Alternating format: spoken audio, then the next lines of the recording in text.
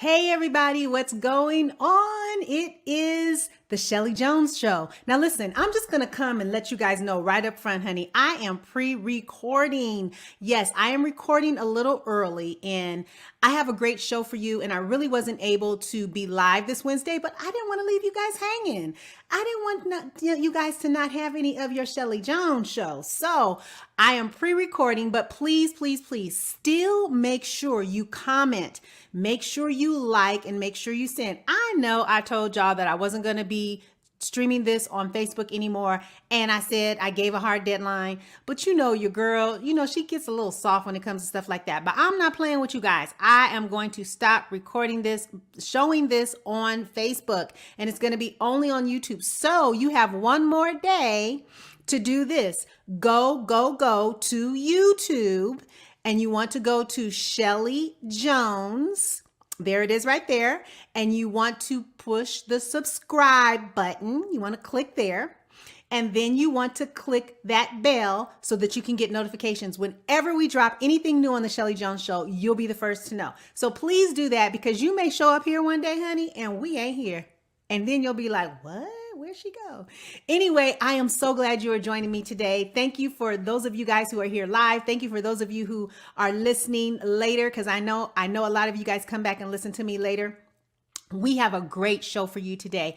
In lieu of breast cancer month, which is October, I actually have a cancer, I'm going to say survivor, but she is in the middle of her fight right now with cancer. So I want you guys to stay in the show. We got some good mood swing things, and we got a treat for you for On My Way Up. So without further ado, let's get in it. Let me take a moment. Hey, dolls. Sometime next week, maybe I can help. I know you've been calling. My phone is on do not disturb. And no, it's not personal. I just need some me time. I want to tell you about this product.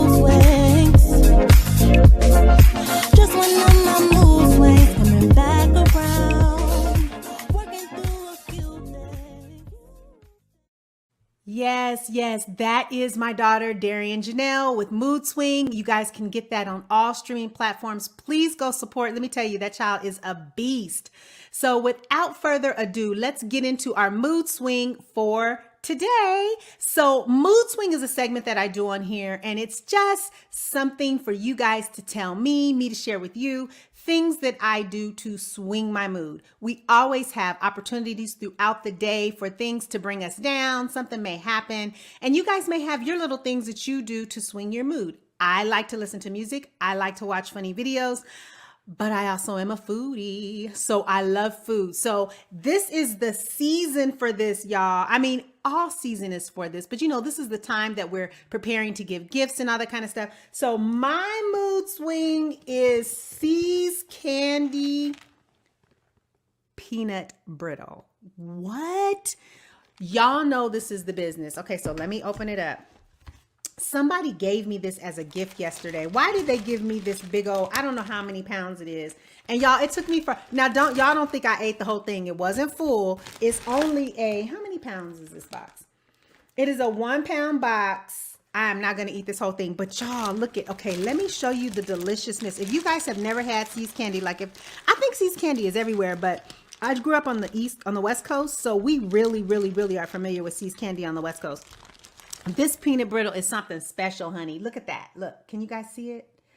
Look at that. Look at the nooks and crannies. And let me tell you, I'm the only one eating it, so I'm gonna put it back in the bag. When you bite into this mug, all you can taste is butter.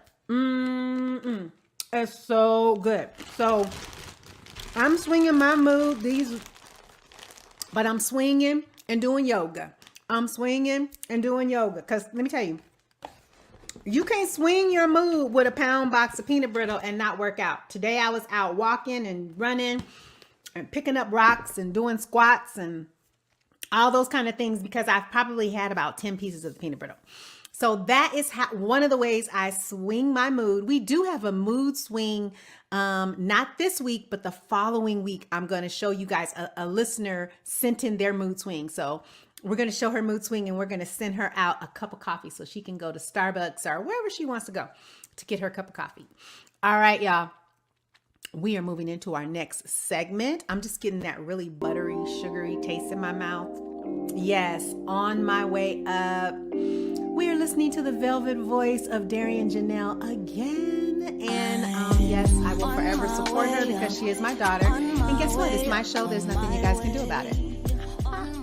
But this is a segment when this is the time when we really honor people who are taking that extra mile to do things to go on their way up, right? We're always trying to be better. We're always working at something. Darian loves to write music. She's been writing forever. She went to a performing arts school. She graduated from Duke Ellington in Washington, D.C. And then she went to Columbia College in Chicago. And let me tell you, my baby girl is a beast. She has a new song that is going to be coming out. It's not out yet, but she allowed me to share 30 seconds of the song with you, okay? So I want y'all to listen to this. It's called Hey Girl by Darian Janelle, coming soon. Check it out.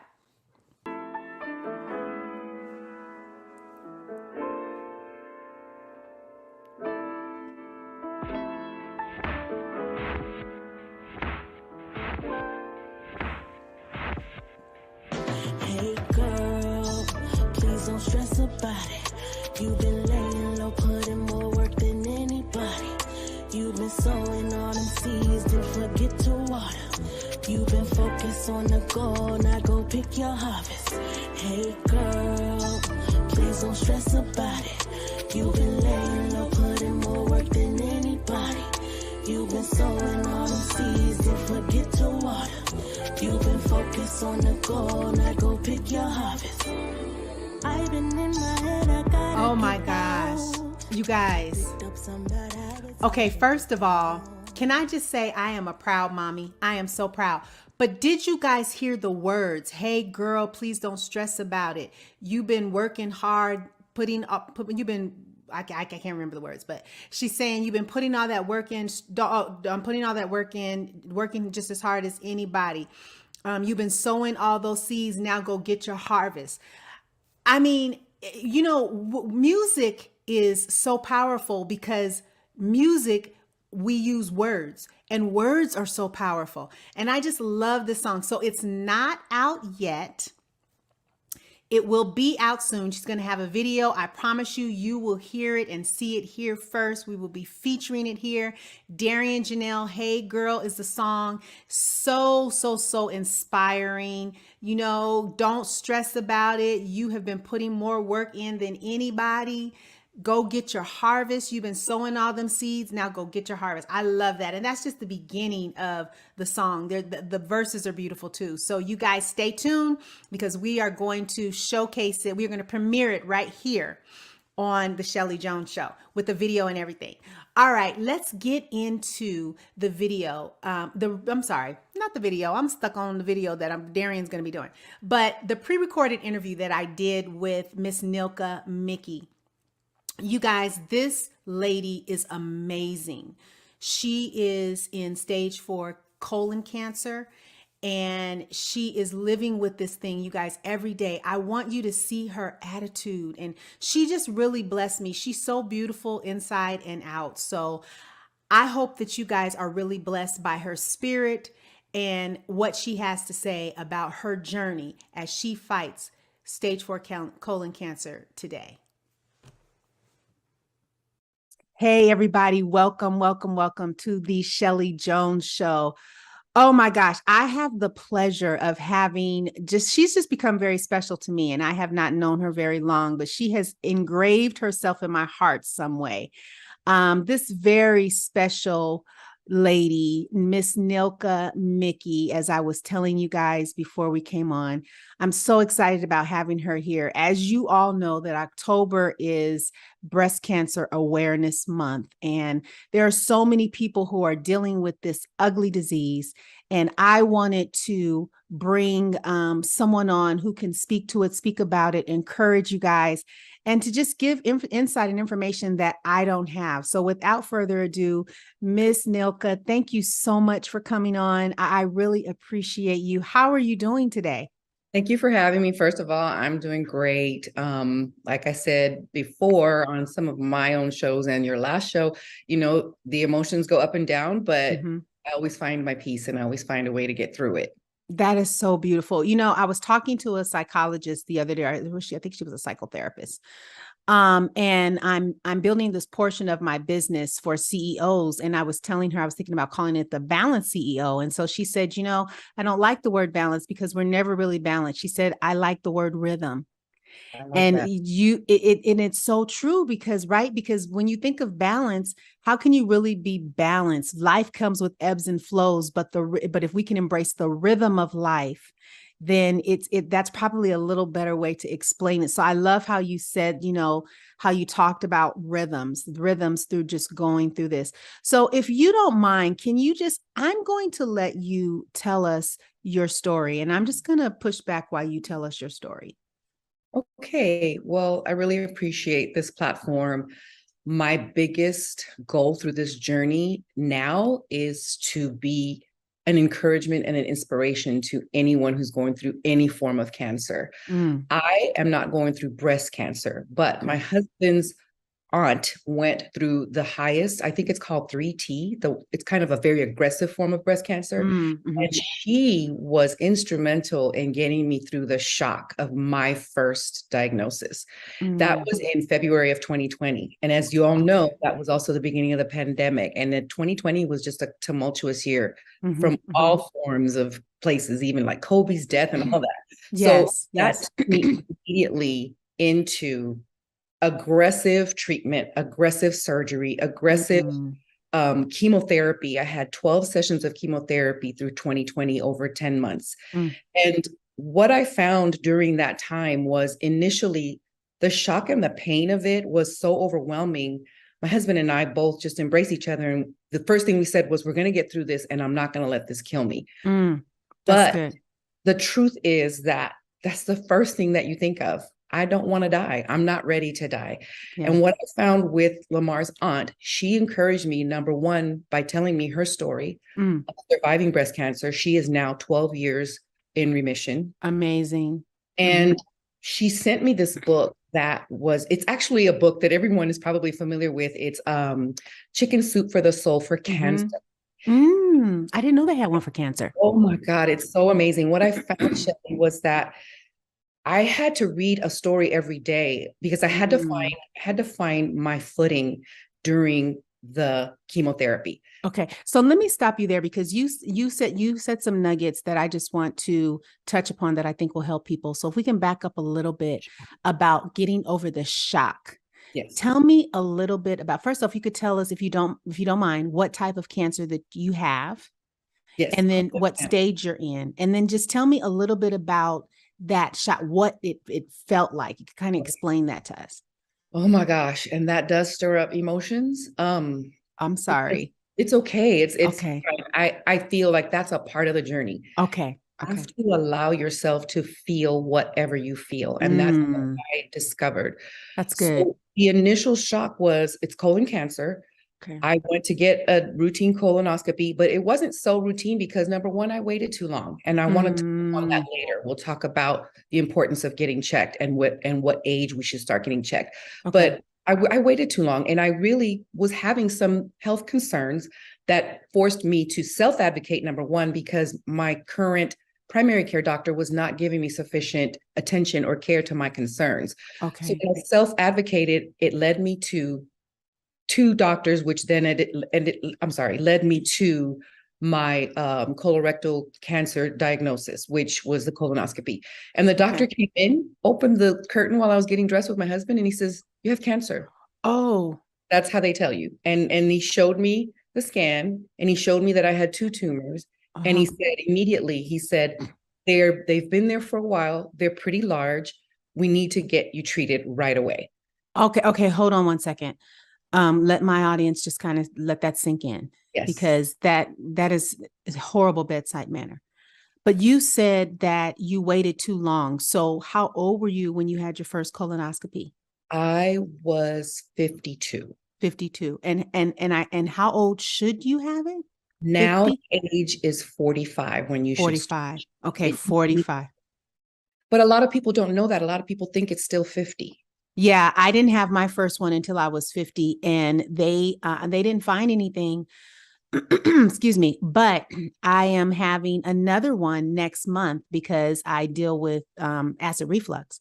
So Okay. now let me ask you this. You said you had to self-advocate. Did you have some, you said were dealing with health issues. Did you have some symptoms? I did have some symptoms. The main one was anemia, severe anemia. There are other symptoms that people should look for, a Okay. change in bowel movement habits, a Mm-hmm. change in maybe pain. I Mm, was having pain more towards the end. mm-hmm. And so I paid more attention to it. But Got when it. I initially started looking for another resource to help me diagnose what was going on, Mm-hmm. I wasn't having the pain so much. It was more the severe anemia that nothing was curing. Our iron wasn't curing it. I went to Mm, the hematologist, and the hematologist gave me iron infusions, and the iron infusions didn't cure it, which should have it should had have, yes. had I not had colon cancer. Okay, great. Okay, so now let's move forward. I'm sorry. You're just dropping so many nuggets, and I have a great ability to pull out those nuggets. So, let's move forward to when you were talking to your aunt, and so she was telling you her story and Yes. giving you hope. So let's start from there. My goodness, I called her because of the pain and the desperation and the fear and the worry, and Mm, just trying to tap into how do you believe when mm. you feel so afraid. And Oh, that is I so would share good. with her, yes, That I is would so share good. with her whatever emotion I had that day or Mm-hmm, that mm-hmm, moment, and mm-hmm. she would immediately validate that emotion and that feeling. Mm, She would say to me, "That's exactly how I felt." She said, mm, "Still deal with that emotion. I mm-hmm, still feel like I had moments where I wake up in the middle of the night and go, I don't want to die. I want to live long. mm-hmm, I want another 30 years." And she's obviously a little older than me, a couple, mm-hmm, maybe 20, 30 years older than me. mm-hmm. And so for her to even say, I want to live another 30, 40 years, she just met me where I was Right. and made me feel like I was not alone. It's That's a good. very lonely diagnosis. Yes, that's good. I would imagine the fear would grip you right here. It does. And just and and I think what a lot of people don't understand is, we can feel something and it affect our body. Yeah, We can feel an emotion and it can begin to affect our body. And so I know that place. I mean, not from because of cancer, but I know that place of just being so fearful that it just grips me right here and it's almost immobilizing. it is. So that is so awesome. So she validated all of those feelings that you had. And then she let you know that you weren't alone. And Yes. that is amazing. So, speaking of that, did you reach out to support groups or anything like that? I did not. I'm a very private person, Mm-hmm. but I found that telling too many people became so overwhelming for me because then what Mm. happens is you have to manage their emotions and Ah, so true, right?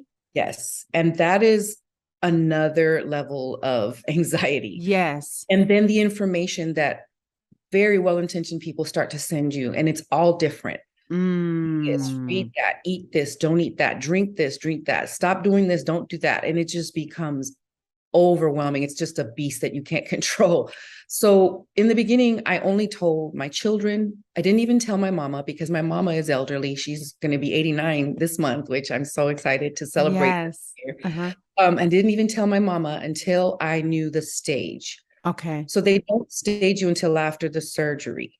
Okay. So after the surgery, I was staged at 3C. And what that meant was that 3 means that it was beyond the place of origin.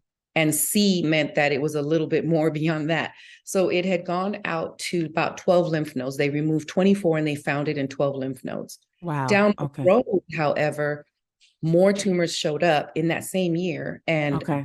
December, I was diagnosed as stage 4 because it had Okay. gone to another organ. Gotcha. Okay. And what organ was that? It went to the ovary. Okay. And what form of treatment did you have to do? It was chemotherapy Okay. and surgery. So I had to have, by the time December came around, I had my second surgery to remove cancer, but I already had the 12 rounds of chemo. Okay. And so at that point, they decided that because this new doctor that I'm actually working with at UCSD, he said that chemo really only works when the cancer is contained to one area or one organ. So by the time I got the chemo, the cancer had probably already spread through my body. It just hadn't been showing in any form of tumors yet. Gotcha. Gotcha. So if they don't do chemo, it's the radiation. Not for me. Radiation Okay. is not an option. I'm not sure when they use radiation, but for my cancer, it was not an option. Okay. So if they if the chemo really only works if it's in one area, what is the treatment? Right now, I'm going through immunotherapy and another form of, I think it's called a PARP inhibitor. And I'm not going to pretend I know what that really is. I've read about it, but in my layman's terms, I really don't know what to say other than it works together with the immunotherapy to boost my immune system to fight the type of mutation that I have. That is something that my new doctors just did. They tested the mutation of the cancer. And I am really excited about that because that's the modern medicine and the research that has been going on for years. And so contributing to research is really important because it does help them make strides. Yes. And so I've learned, I even heard this recently on a news post, I think on social media, where testing the mutation is important. It doesn't matter so much where the cancer originated, it's the type of cancer. So the mutation is important. They determined that mine was not hereditary, that mine was environmental, caused by who knows what. Interesting. Environmental. Interesting. Boy, I tell you. Okay, so now tell me this. Where are you right now in your fight? I am still stage 4. I have some tumors that they found on the abdominal wall. I think there's 3. And I'm fighting a blood clot. And they believe there's a couple more blood clots that were forming. And that happens after surgeries. I've had 4 surgeries since the diagnosis. And so I've had a lot of surgeries and maybe the immobility and maybe the chemotherapy, it thickens your blood. I didn't know that. So it thickens your blood, so you're more prone to have blood clots. When they found it, they called me immediately and they're like, they were trying not to sound panicked, but I could tell they were a little panicked. They were like, I need you to go to the pharmacy right now and then pick up the blood thinner. And they just guaranteed me that the blood thinners would help that and that over the next few months, the blood clot would disappear. But I'm still fighting, Scheli. I'm optimistic. I'm believing. I'm reading a book called Radical Remission that taps into the other resources that we should look into, not just spiritual, that's a given, but holistic, exercise, rest, eliminating stress. What we eat is important, but not as important as the emotional, mental, spiritual aspect. So I'm tapping into that as deeply as I can to fight this because I won't believe that this is going to take me out. Statistically, it should. Statistically, the doctors say if this doesn't work, maybe a year. But I don't accept that. And I just get the information so that I know what I'm up against. When I'm in stage 4, it just means that it went to other organs. It doesn't mean that I'm dying. And I've not said that. I have not gotten that. It's not terminal. And so that's where I am. I'm just believing. And like I said earlier, it's an emotional, mental battle. That's 90% of it. And so you wake up every day, and some days I wake up and I'm like, oh, I open my eyes. I'm grateful. Thank you, God. And then some days I'm like, oh, I have to fight this.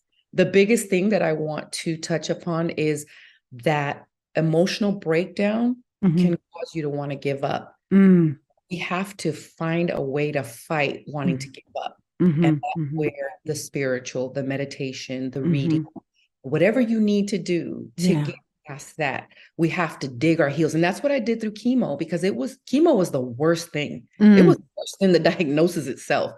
And I found a way in the beginning, like maybe the first 4 or 5 treatments, to just dig my heels and rest in that pain of chemotherapy. And that's it. It's the worst because of the pain, and you get the ill. It causes you to be ill. It does. It causes you to be ill. It's physically painful. It's emotionally painful. It's taxing in every aspect. I mean, you just can't. I wouldn't wish it upon my worst enemy. I just know that it's really bad. So I want to share something with you. There is a process that an ego goes through. Have you heard about this? I have heard, I think. There is a process that an ego goes through when he is, I forget the name of it, and I wish I had of, but God just brought it to me, so I'm not even gonna force it. I'm just gonna say it. They fly to a very high place, and it's very private. Yes. And they pluck out their feathers. They scratch down their talons, like you were saying, and they also cleanse their skin. And it's because the feathers, after a while, to give them strength, they become so thick that they can't fly like they should. And so they have to go and totally. Now let's just talk about that. Like a pruning. Yes. Yes. And you telling me what you're telling me, it just kind of reminds me of the rebirth of the ego. Yes. Just going through that process of just allowing, your body to succumb to, and then what you said about the emotional and the spiritual healing being the most important part. Of course, we know we need to watch what we put in our body. We're not saying that that's not important. This body, it runs off of the fuel that we give it. So absolutely, you better be hydrating. You better be, doing those things. But you said yours was environmental. There was nothing you could have done to, you know what I mean? I mean, this is a part of this environment that we have created, that man has created, that is not safe for us. Right. So 2 things come to mind with me for that. One, going back to what you said about the spiritual and emotional part, it is imperative that we are covering ourselves with prayer. We are covering ourselves with the word of God. The other thing is, it is imperative that there's a scripture that God said, that in the Bible, that says, God, where Jesus says, guard your heart, right? For out of it flows the issues of life. It is imperative that we guard our heart. How do we guard our heart? Forgive, deal with the trauma, get counseling if you need to, whatever it is you need to do to guard your heart, because through it flows life. Yes. And when life flows through a heart that is sick, life is sick. Yes. And when our life is sick, we take that on. We're living from that place. Yes. And I know for a fact that cancer can enter your body through stress and not managing emotions and all of those other things, trauma that we have not dealt with as human beings, that we're carrying with us through a sick heart. So thank you for saying that, because that is so important. And I believe, and I want to get back to your story, because you're just telling it so eloquently, and I want to move through it. But I just wanted to stop to mention that because it came to my heart, and I'm going to look it up and make sure that I actually tell the whole story before we go into this recording. But let's go ahead and move forward. So you said right now, every day that you're fighting, every day. And Nilka, let me just say, because I know my audience is saying this now, you don't look like cancer. I don't know what cancer is supposed to look like, boo, but you don't look like it. And so I love that about you. You are so beautiful in here and out here, and such an inspiration to so many women, because this is not the only thing you do to give back. Because we had you on my mom balls. And I want you guys to go follow them, Mom Balls. We're going to put the information down. They do a podcast every week, and just 3 beautiful women. I'm now considering you guys all my sister friends, and they're just helping other mothers. All of them have children that have been accepted to D1 schools that we know are going to go pro, and they just tell how that, you know, they just talk about a lot of stuff, but they just really are transparent about that part of their life. But can you please, if there was someone, if I called you and said, Nilka, I have someone who I need you to speak to, who has cancer, who is feeling really low, can you speak as if you're speaking to that person right now? Yes, I think that the first thing I would say to that person is every emotion and every thought you have had and every fear you have had is valid. Every cancer patient has felt it and sensed it or thought it. And the reason I know is because of the stories that I read in the Chicken Soup for the Soul for Cancer. I would read a story each day, and I probably would give them that book because it was those stories that I connected with the most. It was almost spiritual when I was led to the book. And that day, a story would be in there that was exactly what I was thinking, feeling, had verbalized, cried about, and I would be in tears. And my husband would say, why are you crying? Why are you reading this book if it makes you cry? And I said, you don't understand. I've connected with a stranger through their words in this book, and they've told me exactly what I'm feeling today is normal. And so what I would say is everything you're going to experience, everything you are experiencing is normal. And you are not alone. And there is a resource for you to get over that and get through that. And so I would probably tell them they could call me anytime if they needed to. I alluded to earlier that I'm a private person. And so I'm very guarded on who I let in, because even those people, you have to be careful what they speak into you. Right. Some people, well-meaning people, will say things like, oh, you'll be fine. That doesn't help me. That actually is irritant. Oh, my uncle said that he survived. Right. Those words are not words that cancer patients want to hear. Right. We want you to listen, number one. And so I would listen. I would listen. I'm here to listen. And then I would share with you where I was exactly in that spot that you are, and that you will get through it. You will get through the fear, the pain, whatever it is you're feeling in that moment. I love that. I love that. So one of the things that I loved that you said is, and this is so true, but we take it for granted, words, the words that we use, and how you're saying, I'm not going anywhere. I'm staying here, even though you fight the fear of that probably every day, you know, but I love that you refuse to say anything opposite of that. And I think that is so important. Do you have any words that you speak over yourself that you can share with us? Yes. Oh, yes. So Joel Osteen always used to say that his mother was diagnosed with a form of cancer, which I don't remember what it was, but the moment that she was diagnosed, she was told it was terminal and that she would not live. I don't remember. She was given a short time to live. And she woke up every morning and she said, I shall live and not die, with long life you satisfy. Yes. That's one thing I say. I don't say that. Some days I say, I am well. Every cell in my body wakes up and fights. And recently I started saying to my body, to the pain, to the cancer, because I wrote this. Yes. I love you. You're a part of my body. I love you like I love a sick child, and I want to heal you. When I feel that pain and I know it burns a certain way or it feels a certain way, and I go, and it scares me because it's very painful, and I know what it is. I go, I love you, and I'm going to heal you. And so I tap into what I believe is the power that has already been given to us to heal our own bodies. It's not something we have to ask for. It's already been given. But because of environment and because of the way this world is, there are things that affect that healing. And so when we're outside of that healing, or the healing has been damaged, that's what cancer is. It's damaged cells. So we have to tap into the healing power that's already in us and make it happen.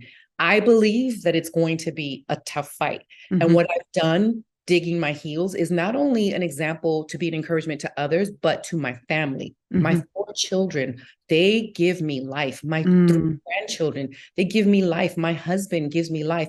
He lost his mother to cancer when he was 11 years old. And it was tragic. It was unexpected. Mm-hmm. She was one day and she died the next. Mm-hmm. And so that tragedy alone, it worried me initially for him. Like, oh my God, like he's going to go through this again. And he's 52. And my children, I don't want them to lose their mother. I saw what it did to him. I've seen what it did to a friend who was 20 who lost her mother. Yeah. And so for me, my example of being strong and finding a way to fight is also for my children. I want them to see that no matter what they go through, you fight through it, you can live through it, you can conquer it.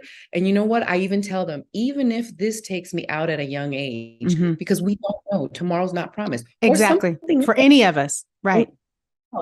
I've taught my kids, everything's going to be okay. Yeah. And you have to find peace in everything that occurs in your life, good, bad, or indifferent. And that's how I live my life, Scheli. That's how I have to live my life, because this is the worst, toughest battle I've ever faced in my life. Even the fear of something your child might go through, this has been the toughest. Yeah. This has been the toughest. Yes, I can imagine. I can imagine. That is so eloquently put and so beautiful.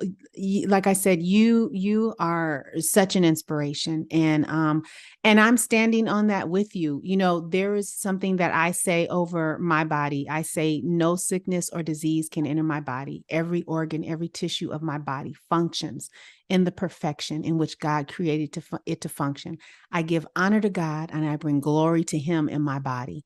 And I come from a long line of women who have spoken the word. You know, the Bible says the word is medicine to our body, you know. And so my grandmother, after she had my mom, she was diagnosed with congestive heart failure. She was young, and she lived with her heart operating at 60% most of the time. I never knew it, especially when she gave us whoopings, you know. So my mother, the joke with her is she has 11 lives because she should have been gone so many times.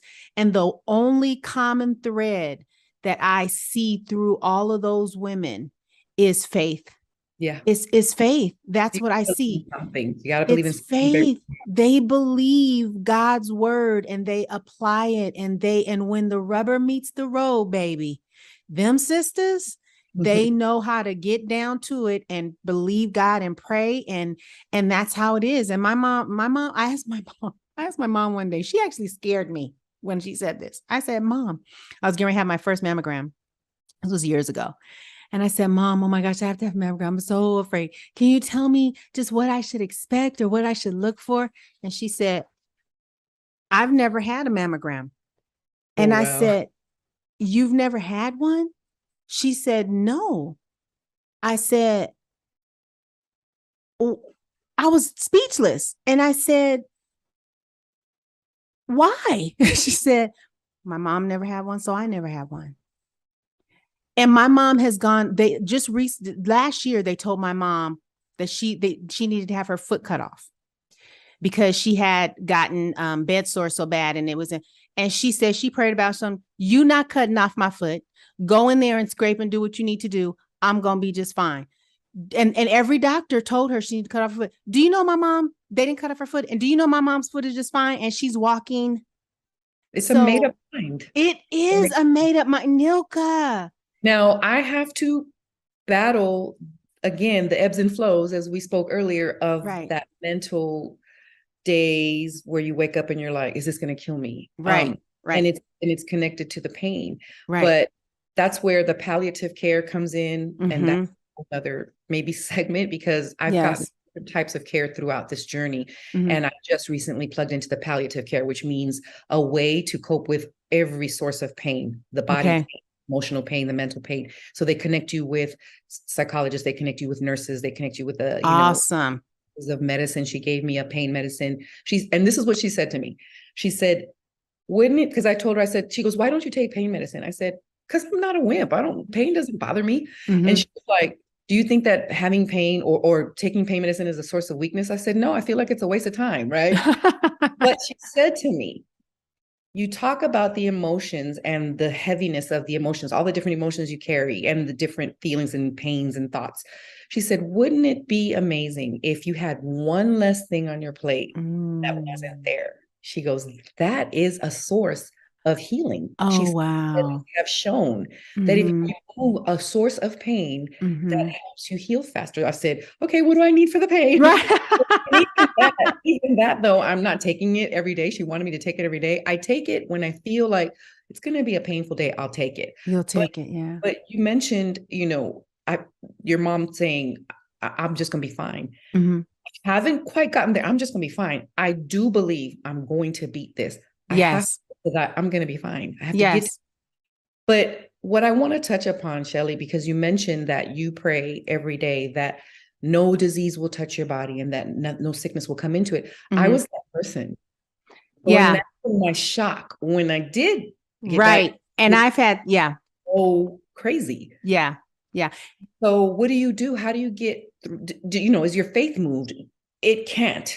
It might Yes. at first, it might, and you question, well, what did I do wrong? Did I deserve this? Is this a Yes. punishment? That's Nothing. gone through my Yeah. head. Yes. But Yes. you find a way to say, you know what, even in the storm, you're Yes. going to get me through the storm because we were never promised no storms. We were never promised Right. no pain. We were Right. promised peace through that. We were Right. promised that we would get through it and we could Right. get to the side, but we were going to have to go through some storms. So Right. that's how I received it. That is so beautiful. And let me piggyback on that. I'm glad you said that because a lot of people will say, but you say that, but I haven't. I say that in spite of what may be going on in my body, because I've had illnesses too, and God has healed me of things as well. But I say that to remind myself that even though, yes, in this body, it may be there, it can't stay. Yeah. It can't stay. And so that's when I say that, that's what I speak. Yes. And I have had many ailments, that I have had to pray through. Nothing, no cancer, but other things. I had a planner's wart on my foot and then it turned into something else. And they told me I wasn't going to be able to walk. And I was like, oh, yes, I am. Yes. And the doctor, and it was growing so rapidly. The doctor told me that he didn't know what it was, no bedside manner. He didn't know what it was, and that I'm going to need to get my foot amputated. And I was like, no, I'm not doing that. Yeah. After 4 surgeries, and every time they removed it, it came back someplace else, larger and stronger. And I really, self-advocating is very important. Very And important. and like you said, I had to walk away from that situation and say, okay, this is what they're telling me. I was young. I think I was maybe 30. Oh, wow. But I looked at what I could change. At that time, I was 100 pounds overweight. I wasn't taking care of my body. And I began to look at those things and try to change those things. But then the other thing that I did was I employed the word of God, and I started listening to Joyce Meyer, and she was talking about healing. And I just started believing God for my healing. Excuse me. I just started believing God for my healing. And I remember in the shower one day, because it used to hurt, I couldn't even put pressure on it. Couldn't wear regular shoes. I would have to wear like a tennis shoe and then a heel, which looked crazy going to church. But I remember bathing and the Holy Spirit reminded me, hey, your foot. And I don't even remember when it stopped hurting. And I went back to that very same doctor who barely even remembered me. And he did the x-ray.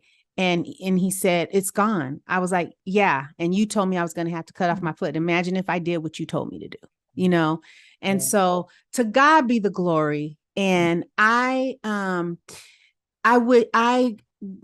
pray God's covering over you. I know all is well with you, Nilka. And I am excited. Yes. And I am excited about what is going to come through this. The people that you're going to help, the book that you're going to write, the movie that will come from that. I am really excited about that. And I know your ladder will be greater. It's already looking bright, girl. It's already looking bright. I receive all of that. Already looking bright. Well, thank you so much for coming on the show today. I can't tell you, like I said, you are very special to me. And I'm going to try to hang out with you guys, you mom balls girls. I'm going to try to hang out with y'all more often than not. Robin has been a friend of mine for a long time. And so I'm really excited to just hang out with you guys. I couldn't go shooting with you guys, but we'll have to plan something else. But thank you again so much. And I'm going to have you back. I would like to have you back again. My show is about inspiring, motivating, and educating, and I'm going to do a show on motivation. And I would like to bring you back, probably at least once a quarter, or once every other month, just to like motivate and just talk about, some life things and, where you are and not just about the disease, but I'm just talking about, not just about, your healing, but just life, because I think that when you're in these types of situations, heightened awareness becomes more on other things of life, more clarity. Yes. Yeah, on other things of life. And I would love to gleam into that wisdom to share with my audience. Would that be okay with you? Oh, be perfectly fine. Before I go, though, I'd like to share this message. It says, "We will never give up." Oh, I That is love that. the breast cancer awareness bracelet that a young woman gave me at an airport. Okay. It happened to start talking, and I let her know what I was going through. She had gone to the 3-day walk for breast Uh-huh. cancer awareness. She was Okay. a survivor. She lost family, she lost friends, but she also has friends and family that are survivors. And then this Awesome. one is my colon cancer awareness bracelet. And I just want to let all of you know, we will never give up. And I'm fighting with each and every cancer fighter out there. We are fighters, we are thrivers, and we are survivors. And we are not going to let this take us down.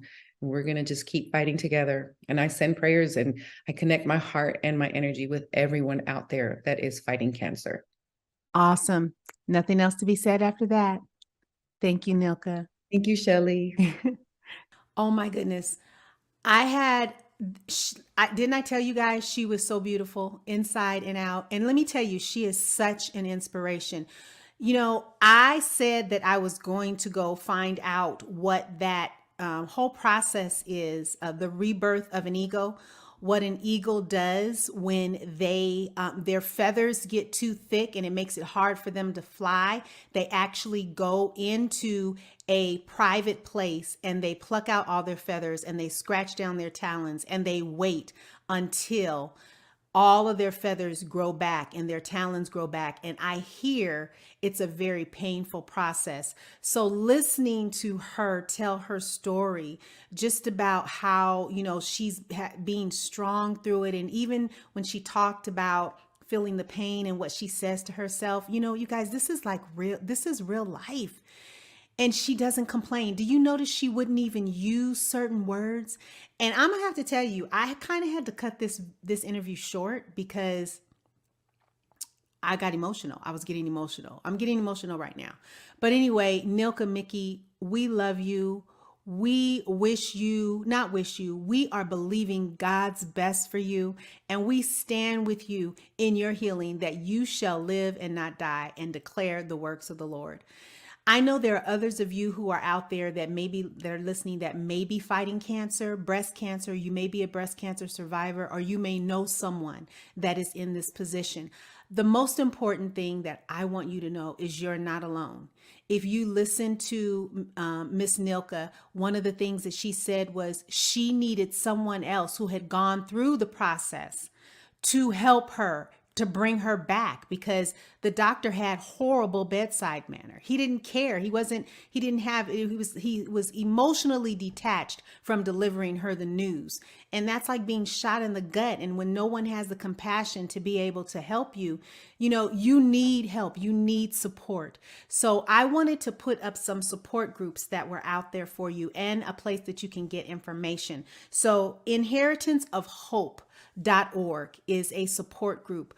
Please, if you are looking for support for any type of cancer, into Inheritance of Hope. Another one is thisisLivingWithCancer.com. That's another support group. And for my African American women, this is an informational site.